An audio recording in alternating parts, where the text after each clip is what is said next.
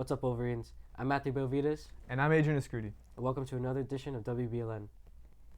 It's Ash Wednesday, the start of the Lenten season. It's a time for fasting, repenting, and reflecting on morality in the weeks leading to Easter Sunday. After service or Mass, church attendees are invited to receive ashes on their foreheads, often in the shape of a cross pattern. The ashes used are made from Palm Sunday palms, which are burned and blessed. Ash Wednesday service are not just held in Catholic churches, but by many Christian faith churches. Luis Martinez has more. Every year, Catholics celebrate Ash Wednesday, a religious celebration that recognizes the beginning of Lent. As we move into this time of Lent, it is important to be reminded about why Lent is such a crucial part of being a Catholic. We interviewed Mr. Terrazzulli for more. So, Ash Wednesday is a celebration largely where we look at ourselves from the lens of dust. Right? We came from the dust, and God's Spirit is what gives us life, and so the dust is what we return to. And in this case, it's very much that sense of mortification. Right? What are the things in our lives that we can give up? The things that we can add to our lives, and the fragility that life has as it is.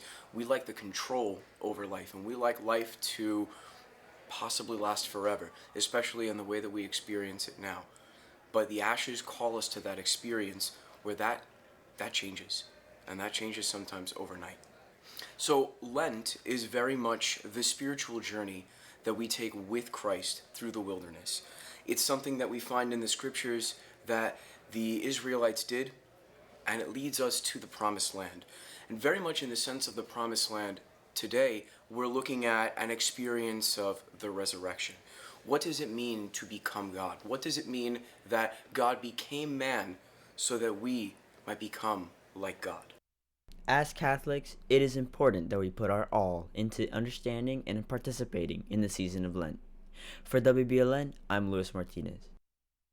War, pandemic, inflation. Americans have plenty of reason to fear the state of our union. President Joe Biden looking to calm those fears in his constitutionally mandated address to Congress with his approval ratings at a dismal 41%, according to the latest polling. The speech comes at a crucial time in Biden's presidency. Matthew Bartarian reports. Madam Speaker, the President of the United States. President Joe Biden delivering his first State of the Union under the shadow of war abroad, following Russia's invasion of Ukraine. Putin's latest attack on Ukraine was premeditated and totally unprovoked. The president projecting strength as a Western leader, laying out America's response. Together with our allies, we're providing support to the Ukrainians in their fight for freedom. Military assistance, economic assistance, humanitarian assistance. We're giving more than $1 billion of direct assistance to Ukraine. Top of mind for most Americans, the impact the conflict will have on already high levels of inflation. One way to fight inflation is to drive down wages and make Americans poor. I think I have a better idea to fight inflation. Lower your costs, not your wages. Speaking to a highly divided Congress where his agenda has stalled, Biden points to his administration's successes, including passage of his $1.2 trillion infrastructure Trying to bill. transform America to put us on a path to win the economic competition of the 21st century that we face with the rest of the world, particularly China. With masks optional at the address, the president also attempting to highlight progress made in the fight against COVID-19. We'll continue to combat the virus as we do other diseases. And because this virus mutates and spreads, we have to stay on guard.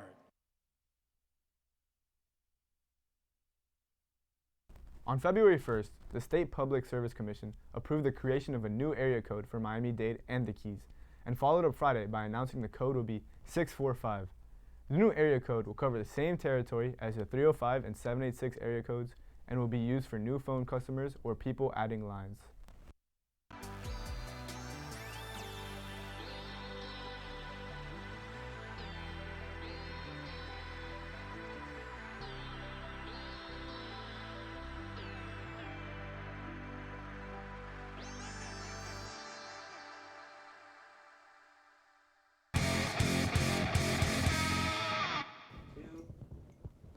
What's up, Wolverines? I'm Chris Bauer, and here's your sports.